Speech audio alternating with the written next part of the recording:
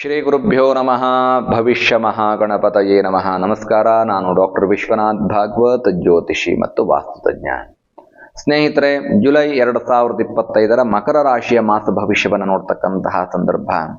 ಮಕರ ರಾಶಿಗೆ ಒಂದಷ್ಟು ಉತ್ತಮ ದಿನಾಂಕಗಳು, ಅಶುಭ ದಿನಾಂಕಗಳನ್ನು ಹೇಳಿಬಿಡೋಣ. 1ನೇ ತಾರೀಕು 18, 19, 23, 24, 27, 28 ಇದು ನಿಮಗೆ ಶುಭ ದಿನಾಂಕ. Lucky date 1, 18, 19, 23, 24, 27, 28. ಅದೇ ರೀತಿಯಾಗಿ ಅಶುಭ ದಿನಾಂಕಗಳು 2, 3, 11, 12, 21, 29, 30. 2, 3, 11, 12, 21, 29, 30 ಅಶುಭ ದಿನಾಂಕಗಳು. ಲಕ್ಕಿ ಡೇಟ್ಸ್ ಯಾವ್ಯಾವ್ದು ಅಂತ ಹೇಳೋದು, ಅದರಲ್ಲಿ ಒಳ್ಳೊಳ್ಳೆ ಕೆಲಸಗಳನ್ನು ಮಾಡ್ಕೊಳ್ಳಿ, ಸಕ್ಸಸ್ ಆಗುತ್ತೆ. ಅಶುಭ ದಿನಾಂಕ ಅಂತ ಹೇಳಿರ್ತಕ್ಕಂಥದ್ದಲ್ಲಿ ಯಾವುದಾದ್ರೂ ಒಳ್ಳೊಳ್ಳೆ ಕೆಲಸಗಳನ್ನಿದ್ರೆ ಸ್ವಲ್ಪ ಅವಾಯ್ಡ್ ಮಾಡ್ಕೊಳ್ಳಿ, ಪೋಸ್ಟ್ಪೋನ್ ಮಾಡ್ಕೊಳ್ಳಿ. ನಿಮ್ಮ ಜೀವನಕ್ಕೆ ಉತ್ತಮವಾದಂತಹ ಯಶಸ್ಸು ಈ ದಿನಾಂಕಗಳಿಂದ ಸಿಗತ್ತೆ, ಬಿಕಾಸ್ ಇದು ಶುಭ ಮುಹೂರ್ತ. ಹಾಗಾದರೆ ಉತ್ತರಾಷಾಢ, ಶ್ರವಣ, ಧನಿಷ್ಠ ನಕ್ಷತ್ರದ ಮಕರ ರಾಶಿಗೆ ಅಧಿಪತಿಯಾಗಿರ್ತಕ್ಕಂತಹ ಶನಿ ಪರಮಾತ್ಮ ಮಕರ ರಾಶಿಯ ಮಾಸ ಭವಿಷ್ಯ ಹೇಗಿದೆ ನೋಡೋಣ. ಜುಲೈ 2025 ದ್ವಿತೀಯದಲ್ಲಿ ರಾಹು, 2ನೇ ಮನೆಯಲ್ಲಿ ರಾಹು. ವ್ಯಾಧಿ ಅಂತಂದ್ರೆ ಸ್ವಲ್ಪ ಫಿಸಿಕಲ್ ಫಿಟ್ನೆಸ್ ಅನ್ನ ಕಡಿಮೆ ಮಾಡ್ತಾನೆ, ದೈಹಿಕ ಸ್ವಾಸ್ಥ್ಯವನ್ನ ಕಡಿಮೆ ಮಾಡ್ತಾ ಹೋಗ್ತಾನೆ. ಶಕ್ತಿ ಕುಂದುತ್ತಾ ಹೋಗುತ್ತೆ, ಅಂದ್ರೆ ಆಸಕ್ತಿಗಳಿರೋದಿಲ್ಲ, ನಿರಾಸಕ್ತಿ ಆಗತ್ತೆ. ವಿದ್ಯಾರ್ಥಿಗಳು ಓದೋದಕ್ಕೆ ಆಸಕ್ತಿ ಇರೋದಿಲ್ಲ, ಕೆಲಸಕ್ಕೆ ಹೋಗೋದಕ್ಕೆ ಲೇಜಿನೆಸ್ಸು, ಬೆಳಗ್ಗೆ ಬೇಗ ಎದ್ದೇಳೋಕ್ಕಾಗೋದಿಲ್ಲ. ರಾತ್ರಿ ಹೇಳಿರ್ತೀರಿ ಬೆಳಗ್ಗೆ ಎದ್ದ ತಕ್ಷಣ ವ್ಯಾಯಾಮಕ್ಕೆ ಹೋಗ್ತೀನಿ, ಜಾಗಿಂಗ್ ಹೋಗ್ತೀನಿ, ಜಿಮ್ಗೆ ಹೋಗ್ತೀನಿ ಅಂತ.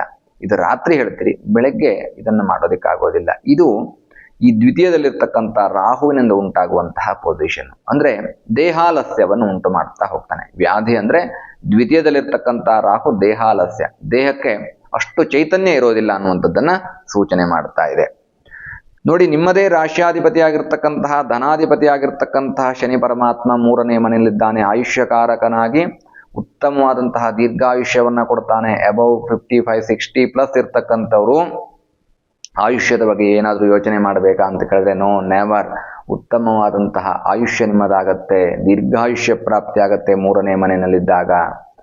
100 ವರ್ಷ ಬದುಕುವಂತಹ ಶತಮಾನಂ ಭವತಿ ಶತಾಯು ಪುರುಷ ಶತೇಂದ್ರಿಯ ಆಯುಷ್ಯೇವೇಂದ್ರಿಯೇ ಪ್ರತಿಷ್ಠತಿ. 100 ವರ್ಷ ಬದುಕುವಷ್ಟು ಯೋಗವನ್ನು ಶನಿ ಪರಮಾತ್ಮ ಆಯುಷ್ಯಕಾರಕನಾಗಿ ಮಕರ ರಾಶಿಯವರು ಕೊಡ್ತಾನೆ. ಮತ್ತು ದ್ರವ್ಯ ಲಾಭ, ಕರ್ಮಾಧಿಪತಿಯು ಅವನೇನೇನೆ ದ್ರವ್ಯ ಲಾಭವನ್ನು ಕೊಡ್ತಾನೆ. ಉದ್ಯೋಗ ವ್ಯಾಪಾರದಲ್ಲಿ ಯಶಸ್ಸನ್ನ, ಪ್ರಮೋಷನ್ ಅನ್ನ, ಇನ್ಕ್ರಿಮೆಂಟ್ ಅನ್ನ ಕೊಡ್ತಾ ಹೋಗ್ತಾನೆ.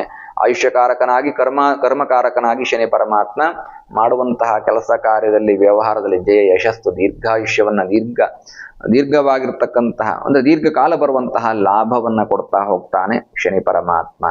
5 ಮತ್ತು 10ನೇ ಮನೆ ಅಧಿಪತಿ ಆಗಿರ್ತಕ್ಕಂತಹ ಶುಕ್ರ ಪಂಚಮದಲ್ಲಿ, ಪಂಚಮಾಧಿಪತಿ ಮತ್ತು ಕರ್ಮಾಧಿಪತಿ ಆಗಿರ್ತಕ್ಕಂತಹ ಶುಕ್ರ ನಿಮ್ಮ ರಾಶಿಗೆ ಪಂಚಮದಲ್ಲಿ ಗೋಚಾರದಲ್ಲಿ ಶುಭ ಇದೆ ಮತ್ತು ಶನಿ ಪರಮಾತ್ಮನಿಗೆ ಮಿತ್ರನೂ ಆಗಿದ್ದಾನೆ.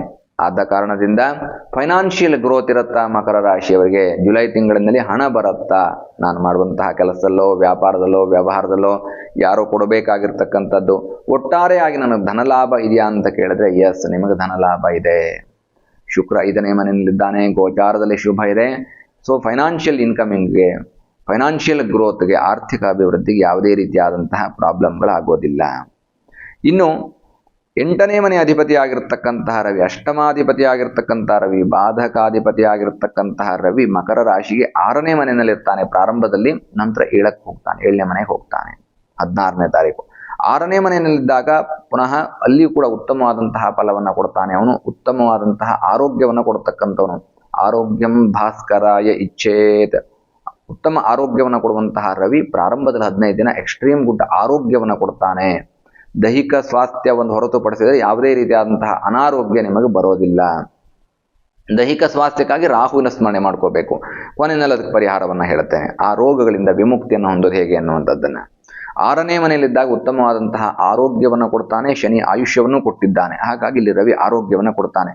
ಸಪ್ತಮಕ್ಕೆ ಬಂದ ನಂತರದಲ್ಲಿ ದೃಷ್ಟಿಸ್ಥಾನ ಅಂತ ಹೇಳ್ತೇವೆ, ಅಲ್ಲಿ ಸ್ಥಾನ ಚಲನೆ ಆಗತ್ತೆ. ಪ್ರಮೋಷನ್, ಇನ್ಕ್ರಿಮೆಂಟ್ ಆಗುವುದರ ಜೊತೆಗೆ ಶನಿ ಕೊಡ್ತಾನೆ ಅದನ್ನ.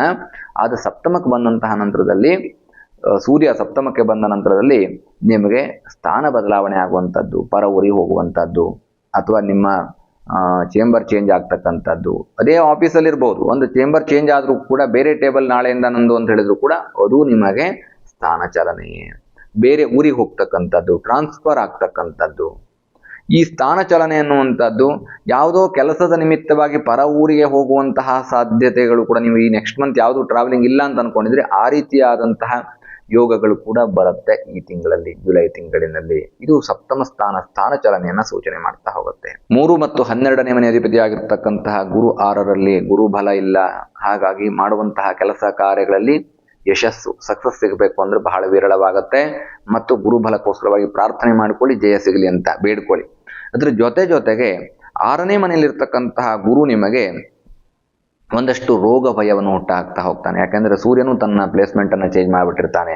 ಸೊ ಹಾಗಾಗಿ 15ನೇ ತಾರೀಕು ನಂತರದಲ್ಲಿ 16ರಿಂದ ಹಾಗಾಗಿ ರೋಗ ಭಯ ಅನ್ನುವಂಥದ್ದು ಉಂಟಾಗತ್ತೆ. ಯಾವುದೋ ರೋಗ ಬರುವಂತಹ ಸಾಧ್ಯತೆಗಳು, ಆ ರೋಗದ ಲಕ್ಷಣಗಳು ಕಾಣಿಸಿಕೊಳ್ಳುತ್ತೆ. ಸಣ್ಣ ಪುಟ್ಟ ಸಮಸ್ಯೆಗಳು ದೊಡ್ಡದಾಗುವಂತಹ ಸಾಧ್ಯತೆಗಳು ಗುರು ಪ್ಲೇಸ್ಮೆಂಟ್ ಇಂದ ಸೂಚನೆ ಆಗಿದೆ. ಹಾಗಾಗಿ ಗುರುವಿನ ಅನುಗ್ರಹಕ್ಕೋಸ್ಕರವಾಗಿ ಪ್ರಾರ್ಥನೆ ಮಾಡ್ಕೊಳ್ಳಿ. ಗುರು ಸ್ತೋತ್ರ, ಗುರು ದಕ್ಷಿಣಾಮೂರ್ತಿ ದರ್ಶನ, ರಾಯರ ದರ್ಶನ ಮಾಡ್ಕೊಳ್ಳಿ. ರಾಯರಿದ್ದಲ್ಲಿ ಯಾವುದೇ ರೀತಿಯಾದಂತಹ ರೋಗ ಭಯ ಅನ್ನುವಂಥದ್ದು ಇರೋದಿಲ್ಲ.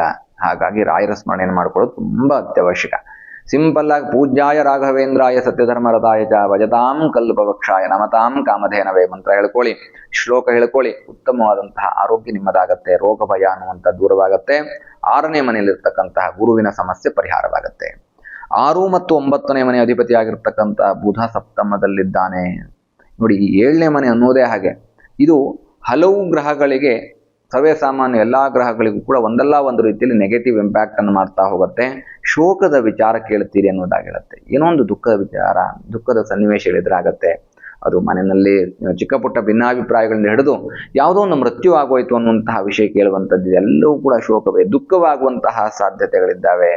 ಅದರಲ್ಲೂ ವಿಶೇಷವಾಗಿ ಅನಾರೋಗ್ಯದಿಂದ ಬರುವಂತಹ ಸಮಸ್ಯೆಗಳನ್ನ ಅಥವಾ ಆ ವಿಷಯಗಳನ್ನ ಕೇಳುವಂತಹ ಸಾಧ್ಯತೆಗಳು ಹೆಚ್ಚು. ಅನಾರೋಗ್ಯದಿಂದ ಹಾಗಾಗೋಯ್ತಂತೆ, ಅವರ ಆರೋಗ್ಯ ಸರಿ ಇಲ್ವಂತೆ, ಯಾರಿಗೋ ನಿಮ್ಮ ಆತ್ಮೀಯರಿಗೆ, ನಿಮ್ಮ ಹಿತೈಷಿಗಳಿಗೆ, ನಿಮ್ಮ ಬಂಧು ಮಿತ್ರರಿಗೆ ಅನಾರೋಗ್ಯವಂತೆ, ಅದೆಲ್ಲ ವಿಚಾರಗಳು ನಿಮ್ಮ ಕಿವಿ ಬೀಳುತ್ತೆ. ದುಃಖ ಅನ್ನುವಂಥ ಅಂದ್ರೆ ಶೋಕದ ವಿಚಾರ ಅನ್ನುವಂಥದ್ದು ಸಾಧ್ಯತೆ ಇದ್ದಾವೆ. ಇನ್ನು 4 ಮತ್ತು 11ನೇ ಮನೆ ಅಧಿಪತಿ ಆಗಿರ್ತಕ್ಕಂಥ ಕುಜ ಅಷ್ಟಮದಲ್ಲಿ. ನೋಡಿ, ಸುಖಸ್ಥಾನಾಧಿಪತಿ ಮತ್ತು ಲಾಭಾಧಿಪತಿ ಆಗಿರ್ತಕ್ಕಂತಹ ಕುಜ 8ನೇ ಮನೆಯಲ್ಲಿದ್ದಾನೆ ಮಕರ ರಾಶಿಗೆ. ಹಾಗಾಗಿ ರಕ್ತ ಸಂಬಂಧಿತವಾದಂತಹ ವಿಚಾರಗಳಲ್ಲಿ ಬಹಳ ಜಾಗರೂಕತೆ ಬೇಕು, ಕೇರ್ಫುಲ್ ಬೇಕು.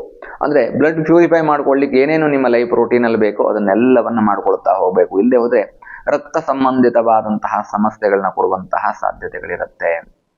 ಮತ್ತು ಭೂಮಿ ವ್ಯಾಪಾರ, ಭೂಮಿ ಕೊಂಡುಕೊಳ್ಳುವಿಕೆ, ಭೂಮಿ ಮಾರಾಟ ಮಾಡುವಿಕೆ, ಇದೆಲ್ಲ ಸ್ವಲ್ಪ ಜಾಗರೂಕತೆಯಿಂದ ಮಾಡಬೇಕು. ಮಾಡಲೇಬಾರ್ದ ಅಂತ ಕೇಳಿದ್ರಲ್ಲ, ಮಾಡಬಹುದು, ಆದರೆ ಜಾಗರೂಕತೆ ಬೇಕು. ರಕ್ತ ಸಂಬಂಧಿತವಾದಂತಹ ವಿಚಾರವನ್ನು ಹೇಳ್ತಾ ಇದ್ದೆ. ಹಾಗಾಗಿ ನೋಡಿ, ನಿಮ್ಮ ಬ್ಲಡ್ ಪ್ಯೂರಿಫಿಕೇಶನ್ಗೆ ಏನೇನು ಬೇಕು ಲೈಫ್ ಪ್ರೋಟೀನಲ್ಲಿ ಇರುತ್ತೆ, ಅಥವಾ ನಿಮ್ಮ ಪ್ರಾಣಾಯಾಮದಲ್ಲಿರುತ್ತೆ, ವಾಕಿಂಗಲ್ಲಿರುತ್ತೆ, ಆಹಾರ ಸೇವನೆಯಲ್ಲಿರುತ್ತೆ. ಇದರಿಂದ ಏನೋ ಒಂದು ಸ್ಕಿನ್ ಡಿಸೀಸ್ ಉಂಟಾಗ್ಬೋದು. ಅಥವಾ ನೀವು ಅನಾರೋಗ್ಯ ಅಂತ ಹೋದಂತಹ ಸಂದರ್ಭದಲ್ಲಿ, ಸಮಸ್ಯೆ ಅಂತ ಬಳಲಿದಂತಹ ಸಂದರ್ಭದಲ್ಲಿ ಡಾಕ್ಟರ್ ಹೇಳ್ತಾರೆ ನಿಮಗೆ ಬ್ಲಡ್ ಪ್ಯೂರಿಫೈ ಇಲ್ಲ ಅಂತ ಹೇಳುವಂತಹ ಸಾಧ್ಯತೆಗಳು, ಇದೆಲ್ಲ ಬರುವಂತಹ ಸಾಧ್ಯತೆಗಳಿರುತ್ತೆ. 108 ಉದಾಹರಣೆಗಳಿದ್ದಾವೆ. ಒಟ್ಟಾರೆಯಾಗಿ ಬ್ಲಡ್ ರಿಲೇಟೆಡ್ ಇರ್ತಕ್ಕಂತಹ ಸಮಸ್ಯೆಗಳು ಬರುವಂತಹ ಸಾಧ್ಯತೆಗಳಿದ್ದಾವೆ. ಬ್ಲಡ್ ಪ್ಯೂರಿಫಿಕೇಶನ್ಗೆ ಏನು ಬೇಕೋ ಆ ರೀತಿಯಾದಂತಹ ಜೀವನ ಶೈಲಿಯನ್ನ ರೂಢಿ ಮಾಡ್ಕೊಳ್ಳಿ. ಅಷ್ಟಮದಲ್ಲಿ ಕೇತು. ನೋಡಿ, ಈ ಕುಜ ಕೇತು ಕಾಂಬಿನೇಷನ್ನೇ ಹಾಗೆ. ನಾನು ತುಂಬಾ ಡಿಪ್ಲೊಮ್ಯಾಟಿಕ್ ಆಗಿ ಹೇಳ್ತಾ ಇದ್ದೇನೆ. ಈ ಗೋಚಾರ ಬಲ ಅನ್ನುವಂಥದ್ದು ಏನು ಹೇಳುತ್ತೆ, ಕುಜ ಮತ್ತು ಕೇತು ಅಷ್ಟಮದಲ್ಲಿ ಮೃತ್ಯು ಭಯ ಅಂತ ಹೇಳ್ತಾ ಹೋಗುತ್ತೆ. ಹಾಗಾಗಿ ಸತ್ಯ ಹೋಗ್ಬಿಡ್ತೀರಾ ಅಂತ ಕೇಳಿದ್ರೂ ಆ ಥರದ ಸನ್ನಿವೇಶಗಳು ಇಲ್ಲ, ಆ ಥರದ ಸನ್ನಿವೇಶಗಳು ಬರಬಾರ್ದು. ಬಿಕಾಸ್ ನಿಮಗೆ ಆಯುಷ್ಯಕಾರಕನಾಗಿರ್ತಕ್ಕಂತಹ ಶನಿ ಉತ್ತಮವಾದಂತಹ ಪೊಸಿಷನ್ ನಲ್ಲಿ ಇರೋದ್ರಿಂದಾಗಿ ಶನಿ ದೀರ್ಘಾಯುಷ್ಯವನ್ನು ಕೊಡ್ತಾನೆ. ಪ್ರಾರಂಭದಲ್ಲೂ ಹೇಳಿದ್ದೇನೆ, ಮತ್ತೊಮ್ಮೆ ಹೇಳ್ತೇನೆ, ಗೋಚಾರ ಬಲ ಸೂಚನೆಯನ್ನು ಮಾಡ್ತಾ ಇದೆ ಮೃತ್ಯು ಭಯ ಅನ್ನುವಂಥದ್ದು. ಹಾಗಂತ ಭಯ ಬೀಳಬೇಕಾದಂತ ಅವಶ್ಯಕತೆ ಇಲ್ಲ. ದೀರ್ಘಾಯುಷ್ಯವನ್ನ ಕೊಡ್ತಾನೆ, ಆಯುಷ್ಯಕಾರಕನಾಗಿ, ಕರ್ಮಕಾರಕನಾಗಿ. ಹಾಗಾದ್ರೆ ಇಷ್ಟೆಲ್ಲ ಹೇಳಿದ್ರಲ್ಲ ಗುರುಗಳೇ, ಏನು ಪರಿಹಾರ ಮಾಡ್ಕೋಬೇಕು? ಒಂದು ಉತ್ತಮವಾದಂತಹ ಮಂತ್ರ ಹೇಳಿಕೊಡ್ತೇನೆ. ದುರ್ಗಾ ಸಪ್ತಶತಿಯಲ್ಲಿ ಬರುವಂತಹ ಮಂತ್ರ. ಈ ಮಂತ್ರವನ್ನು ಹೇಳ್ಕೊಳ್ಳಿ, ನಿಮ್ಮ ಎಲ್ಲಾ ಕಷ್ಟಗಳು ದೂರವಾಗತ್ತೆ. ರೋಗಾನ ಶೇಷಾನ್ ಅಪಂಸಿ ತುಷ್ಟಾರುಷ್ಟಾತು ಕಾಮಾನ್ ಸಕಲಾನಭೀಷ್ಟಾನ್ ತ್ವಾಮಾಶ್ರಿತಾನಾನ್ನ ವಿಪನ್ನರಾಣಾಂ ತ್ವಾಮಾಶ್ರಿತಾ ಹ್ಯಾಶ್ರಯತಾಂ ಪ್ರಯಾಂತಿ. ಈ ಮಂತ್ರವನ್ನು ಹೇಳ್ಕೋಬೇಕು. ಇಷ್ಟು ಜೋರಾಗಿ ಹೇಳಿದ್ರೆ ಹೇಳಕ್ಕಾಗತ್ತ ನಿಮ್ಮ ಕೈಯಲ್ಲಿ? ಆಗಲ್ಲ. ಹಾಗಾಗಿ ಸ್ಕ್ರಿಪ್ಟ್ ಕೊಡ್ತೇವೆ, ಅದರಲ್ಲಿ ನೋಡ್ಕೊಂಡು ಹೇಳಿ. ಏನು ಮಂತ್ರ ಅದು? ರೋಗಾನ ಶೇಷಾನ್ ಅಪಹಂಸಿ ತುಷ್ಟಾತು ಕಾಮಾನ್ ಸಕಲಾನಭೀಷ್ಟಾನ್ ತ್ವಾಮಾಶ್ರಿತಾನಾನ್ನ ವಿಪನ್ನರಾಣಾಂ ತ್ವಾಮಾಶ್ರಿತ ಹ್ಯಾಶ್ರಯತಾಂ ಪ್ರಯಾಂತಿ. ಈ ಮಂತ್ರವನ್ನು ಹೇಳ್ಕೊಳ್ಳಿ. ದುರ್ಗಾ ಸಪ್ತಶತಿಯಲ್ಲಿ ಬರುವಂತಹ ಮಂತ್ರ. ತಾಯಿ ಜಗದಂಬೆಗೆ, ಜಗನ್ನಮಾತೆಗೆ ನಾವು ಶರಣಾಗತಿಯನ್ನು ಹೊಂದುವಂತಹ, ನಿನ್ನ ಆಶ್ರಯವನ್ನ ಬೇಡಿದ್ದೇನೆ ಎನ್ನುವಂತಹ ಮಂತ್ರ. ರೋಗಾನಶೇಷಾನ್ ಅಪಹಂಸಿ ತುಷ್ಟ ರುಷ್ಟಾತು ಕಾಮಾನ್ ಸಕಲಾನಭೀಷ್ಟಾನ್ ತ್ವಾಮಾಶ್ರಿತಾನಾನ್ನ ವಿಪನ್ನರಾಣಾಂ ತ್ವಾಮಾಶ್ರಿತಾಂ ಹ್ಯಾಶ್ರಯತಾಂ ಪ್ರಯಾಂತಿ. ಈ ಮಂತ್ರವನ್ನು ಹೇಳ್ಕೊಳ್ತಕ್ಕಂಥದ್ರಿಂದ ದೀರ್ಘಾಯುಷ್ಯ ಮತ್ತು ಉತ್ತಮವಾದಂತಹ ಆರೋಗ್ಯ ಮತ್ತು ಅದೇ ರೀತಿಯಾಗಿ ಮೃತ್ಯು ಬಾಧೆಗಳೆಲ್ಲವೂ ದೂರವಾಗತ್ತೆ. ಆ ತಾಯಿಯನ್ನು ಶರಣಾಗತಿಯನ್ನು ಹೊಂದಿದರೆ ನಿಮಗೆ ಬರುವಂತಹ ಎಲ್ಲ ರೋಗ ರುಜಿನಗಳು, ಹೆಸರೇ ಹೇಳುವಾಗೆ ರೋಗಾನಶೇಷ, ಎಲ್ಲ ರೀತಿಯಾದಂತಹ ರೋಗಗಳನ್ನು ದೂರ ಮಾಡಿ ಉತ್ತಮವಾದಂತಹ ಆರೋಗ್ಯ, ದೈಹಿಕ ಸ್ವಾಸ್ಥ್ಯ ಮತ್ತು ದೀರ್ಘಾಯುಷ್ಯವನ್ನು ಕೊಡುವಂತಹ ಮಂತ್ರವಾಗಿದೆ. ಈ ಮಂತ್ರವನ್ನು ಹೇಳ್ಕೊಳ್ಳಿ, ಉತ್ತಮವಾದಂತಹ ಆಯುಷ್ಯ ಆರೋಗ್ಯ ನಿಮ್ಮದಾಗತ್ತೆ. ಇದ್ರ ಜೊತೆಗೆ ಗುರುಬಲ ಇಲ್ಲ, ಸಪ್ತಮದಲ್ಲಿ ಬುಧ, ಅಷ್ಟಮದಲ್ಲಿ ಕುಜ, 8ನೇ ಮನೆಯಲ್ಲಿ ಕೇತು. ಈ ಎಲ್ಲ ದೋಷಗಳಿಗೆ ಏನು ಪರಿಹಾರ ಮಾಡ್ಕೋಬೇಕು? ಇದು ನನ್ನ ಕೈಲಿರ್ತಕ್ಕಂಥದ್ದು ಕರುಂಗಾಲಿ ಮಾಲ. ಇದರ ವರ್ಣದಿಂದ, ಇದರ ಬಣ್ಣದಿಂದ ಶನಿದೋಷ ಪರಿಹಾರವಾಗತ್ತೆ. ಯಾಕೆಂದರೆ ಆಯುಷ್ಯಕಾರಕನೂ ಕರ್ಮಕಾರಕನೂ ಆಗಿರ್ತಕ್ಕಂತಹ ಶನಿ ಪರಮಾತ್ಮ ಈ ವರ್ಣದಿಂದ ಸಂತುಷ್ಟಗೊಂಡು ಯಾರು ಕರುಂಗಾಲಿ ಮಾಲವನ್ನು ಧರಿಸ್ತಾರೋ ಅವರಿಗೆ ದೀರ್ಘಾಯುಷ್ಯವನ್ನು ಕೊಡ್ತಾನೆ. ಆಯುಷ್ಯದಲ್ಲಿ ಯಾವುದೇ ರೀತಿಯಾದಂತಹ ತೊಂದರೆಗಳಿರೋದಿಲ್ಲ, ಆರೋಗ್ಯ ತೊಂದರೆಗಳು ಬರೋದಿಲ್ಲ. ಅದೇ ರೀತಿಯಾಗಿ ಕರ್ಮಕಾರಕನಾಗಿದ್ದಾನೆ, ಮಾಡುವಂತಹ ಕೆಲಸ ಕಾರ್ಯದಲ್ಲಿ ಜಯ ದಿಗ್ವಿಜಯವನ್ನು ಕೊಡ್ತಾನೆ. ಯಶಸ್ಸು, ಸಕ್ಸಸ್ ರೇಟಿಂಗ್ ಜಾಸ್ತಿ ಆಗ್ತಾ ಹೋಗುತ್ತೆ, ಸಂಪತ್ತು ವೃದ್ಧಿ ಆಗತ್ತೆ. ಇದರಲ್ಲಿರುವಂತಹ ವಸ್ತುವೇ ಹಾಗೆ. ಅಂದರೆ ಈ ವಸ್ತು ಇದೊಂದು ವಸ್ತು, ಪ್ರಾರಂಭದಲ್ಲಿ ಇದೊಂದು ವಸ್ತು, ಇದು ವಿಶೇಷವಾದಂತಹ ಶಕ್ತಿಯನ್ನು ಒಳಗೊಂಡಿರ್ತಕ್ಕಂಥದ್ದು. ಹಾಗಾಗಿ ಇದರಿಂದ ಲಕ್ಷ್ಮೀ ಕಟಾಕ್ಷ ವೃದ್ಧಿ ಆಗತ್ತೆ ಮತ್ತು ಇದರಿಂದ ನಿಮಗೆ ಸಕ್ಸಸ್, ಯಶಸ್ಸು ಅನ್ನುವಂಥದ್ದು ವೃದ್ಧಿ ಆಗತ್ತೆ. ಕರುಂಗಾಲಿ ಮಾಲಾದ ಈ ಒಂದು ಮಣಿಯ ವಿಶೇಷತೆಯೇ ಹಾಗೆ. ಹಾಗಾಗಿ ಯಾರು ಇದನ್ನು ಧರಿಸ್ತಾರೋ, ಯಾರು ಇದನ್ನು ಧಾರಣೆ ಮಾಡಿಕೊಂಡು ಭಗವಂತನ ಸ್ಮರಣೆ ಮಾಡ್ತಾರೋ, ಕರುಂಗಾಲಿ ಮಾಲಾವನ್ನು ಧರಿಸ್ತಕ್ಕಂಥದ್ರಿಂದ ಶನಿದೋಷಗಳು ಪರಿಹಾರವಾಗಿ ಆಯುಷ್ಯ ಆರೋಗ್ಯ ಪ್ರಾಪ್ತಿಯಾಗುವುದರ ಜೊತೆಗೆ ಸಕ್ಸಸ್ ವೃದ್ಧಿ ಆಗತ್ತೆ, ಸಕ್ಸಸ್ ರೇಟ್ ಜಾಸ್ತಿ ಆಗತ್ತೆ ಮತ್ತು ನಿಮಗೆ ಲಕ್ಷ್ಮೀ ಕಟಾಕ್ಷ ಅನ್ನೋದು ವೃದ್ಧಿ ಆಗತ್ತೆ. ಇದನ್ನು ಧರಿಸ್ಕೊಳ್ಳಿ, ನಿಮ್ಮ ಎಲ್ಲ ಕಷ್ಟಗಳನ್ನು ಪರಿಹಾರ ಮಾಡ್ಕೊಳ್ಳಿ. ಈ ಬಣ್ಣ ಶನಿ ಪರಮಾತ್ಮನಿಗೆ ಬಹಳ ಪ್ರಿಯವಾದಂತಹ ಬಣ್ಣ. ಹಾಗೂ ಈ ಒಂದು ಮಣಿ ಏನಿದೆ ಇದು ಮಹಾಲಕ್ಷ್ಮಿಗೆ, ಗುರುವಿಗೆ ಪ್ರಿಯವಾದಂತಹ ಮಣಿ. ಹಾಗಾಗಿ ಇದನ್ನು ಧರಿಸಿ ನಿಮ್ಮ ಎಲ್ಲ ಕಷ್ಟಗಳನ್ನು ದೂರ ಮಾಡಿಕೊಳ್ಳಿ ಅನ್ನುವಂತಹ ಮಾತನ್ನು ಹೇಳ್ತಾ ಮಕರ ರಾಶಿ ಜುಲೈ 2025 ಮಾಸ ಭವಿಷ್ಯವನ್ನು ಮುಗಿಸ್ತಾ ಇದ್ದೇನೆ ಸ್ನೇಹಿತರೆ. ಶುಭವಾಗಲಿ, ಶುಭಂ ಭೂಯಾತ್. ಲೋಕಾಹ ಸಮಸ್ತ ಸುಖಿನೋ ಭವಂತು, ಸಮಸ್ತ ಸನ್ಮಂಗಲಾನಿ ಭವಂತು.